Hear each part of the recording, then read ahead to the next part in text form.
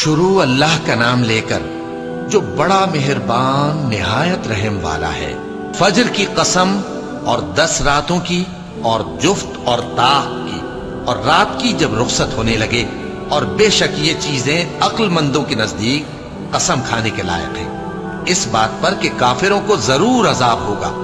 کیا تم نے نہیں دیکھا کہ تمہارے پروردگار نے قوم عاد کے ساتھ کیا کیا، جو ارم کہلاتے تھے، دراز قد مانند ستونوں کے، کہ تمام ملک میں ایسے پیدا نہیں ہوئے تھے؟ اور سمود کے ساتھ کیا کیا، جو وادی قرى میں چٹانیں تراشتے تھے؟ اور فرعون کے ساتھ کیا کیا، جو خیمے اور میخیں رکھتا تھا؟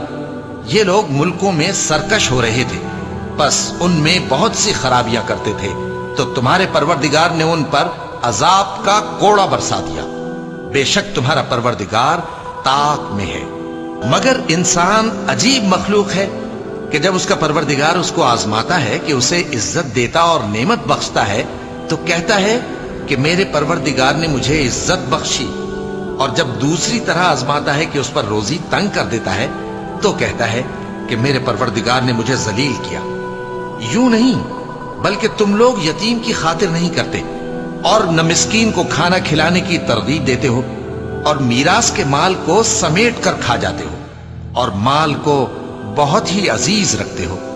یوں نہیں، جب زمین کوٹ کوٹ کر برابر کر دی جائے گی اور تمہارا پروردگار جلوہ فرما ہوگا، اور فرشتے قطار در قطار آ جائیں گے، اور دوزخ اس دن سامنے لائی جائے گی، تو انسان اس دن سوچے گا، مگر اب سوچنے سے اسے فائدہ کہاں مل سکے گا؟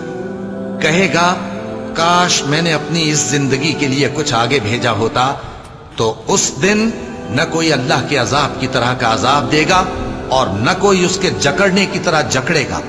اے اطمینان والی جان، اپنے پروردگار کی طرف لوٹ چل، تو اس سے راضی، وہ تجھ سے راضی، سو تو میرے خاص بندوں میں شامل ہو جا اور میری بہشت میں داخل ہو جا۔